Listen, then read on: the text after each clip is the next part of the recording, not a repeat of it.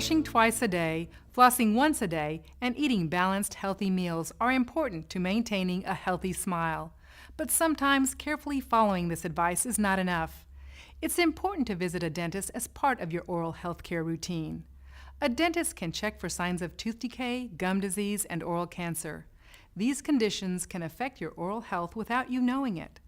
Professional cleaning by a dentist or dental hygienist helps to remove plaque and tartar from your teeth, even below the gum line, that regular brushing and flossing cannot.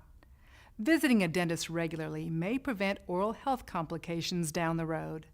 By maintaining an oral health care routine at home, along with regular dental checkups, you can keep your smile healthy for a lifetime.